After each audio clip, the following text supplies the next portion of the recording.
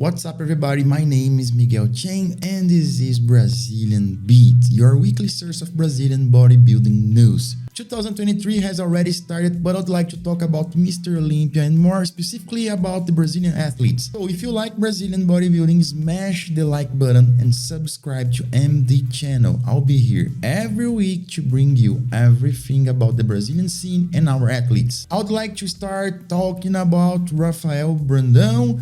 This was his first Olympia. After 5 years as a pro, he finally made it.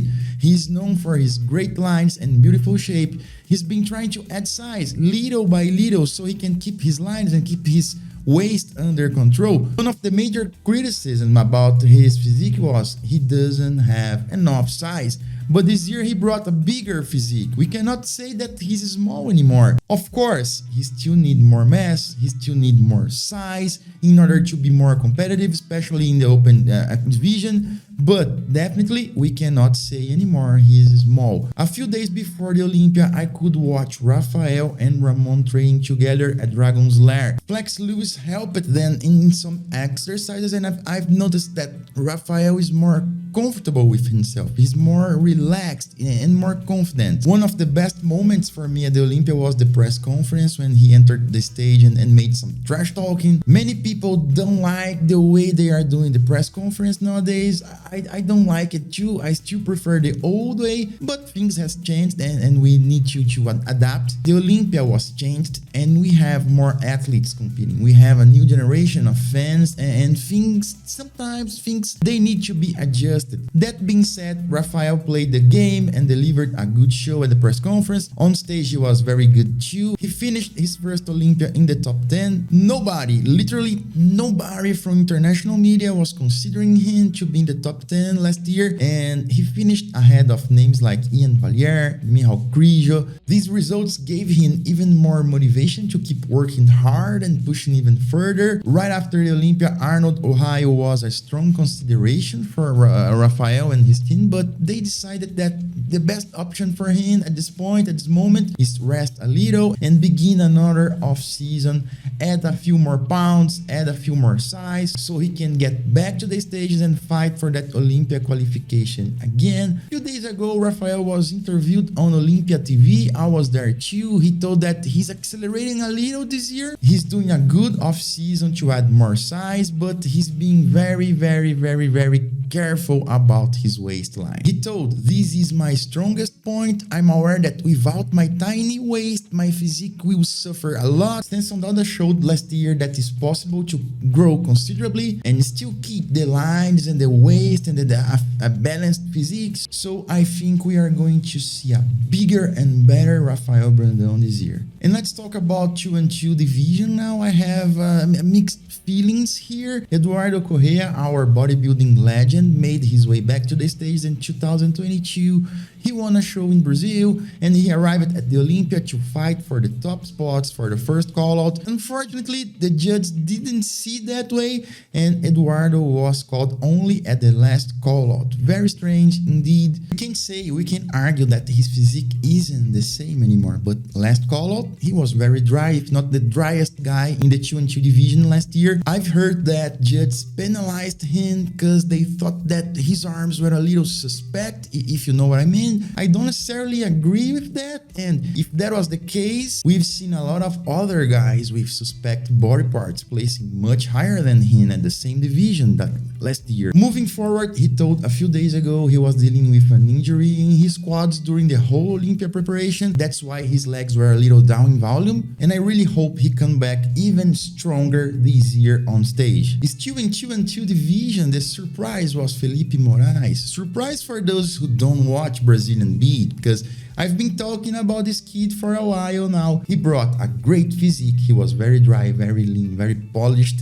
He finished at 8th place. It's hard to say that, 8th place, but he could have been a little higher. On Friday morning, I was there in the backstage because I was the host of the official Olympia TV pay-per-view. For the first time in history, they did an official pay-per-view in another language. We had an official pay-per-view in Portuguese, especially for Brazil, with Brazilian hosts, and I had the honor to be there on Friday morning. And I could do the 2-2 division prejudging. After the prejudging, I could see all the guys, and Felipe was great. great. And by the way, another guy that impressed me a lot was Carif Barro. He's not from Brazil, but he's a guy that he's working his way up in this division. He and his coach Justin Miller, they are doing a great job. Back to Felipe, he got 8th place, but I've heard from 2 judges that he could have been as high as 3rd place after the prejudging. But unfortunately, his posing was way off. He was taking forever to hit the poses, and he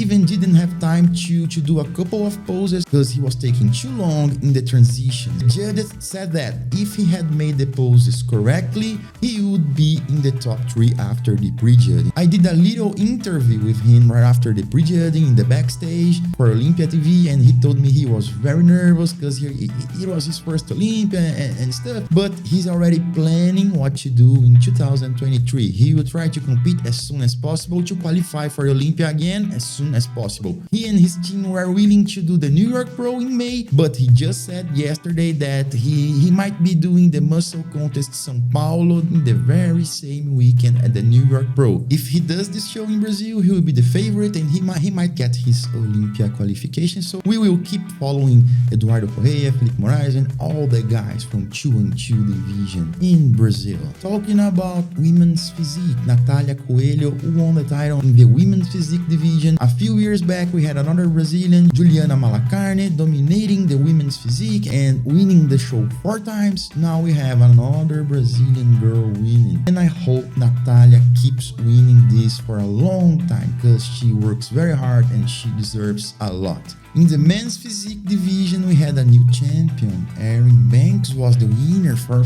the surprise of many people. Diogo Montenegro from Brazil got 3rd place again, top 3. He brought a great physique, a little bigger and fuller than in 2021. He was good enough to be in the top 3, to keep his 3rd, and now we will have a rematch between Diogo Montenegro and Aaron Banks at Arnold Classic 7 weeks from now. Talking about classic physique now, one of the most popular divisions right now. People love classic physique as much as they love the open men's division. We had like 60 guys competing this year, and just getting into the first callouts was a very difficult task. Gabriel Zancanelli, the kid we call the Brazilian Chris Bumstead, he got the chance to be next to the original Chris Bumstead during that first round of comparisons by numerical order. Of course, I like Gabriel's physique a lot, but Chris Bumstead is Chris Bumstead, no discussion. In the end of the day, Gabriel Zancanelli was out of the top 10 by just a little, but he was able to be among the top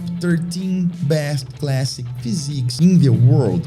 Ramon was another story. He brought his best ever physique and got a strong 2nd place behind Chris Bumstead. Bumstead is just too good and he might keep his title for a while, but Ramon is improving his physique, he's improving his posing, which is very important too. And now you are seeing images from Ramon from yesterday. Chris Aceto gave him a few days of rest before he enters the full Arnold prep, and Ramon is going to face Urs Kalecinski again at the Arnold. These 2 guys are going to battle for years to come in classic physique division, and I am a big fan of both of them. The last 2 times Ramon and Urs faced each other on stage was in Arnold 2022 and Olympia 2022. Ramon had the edge on both shows, but Urs is improving fast and Ramon can't sleep on him. If Ramon wins this Arnold, he will solidify his number 2 in the world status, but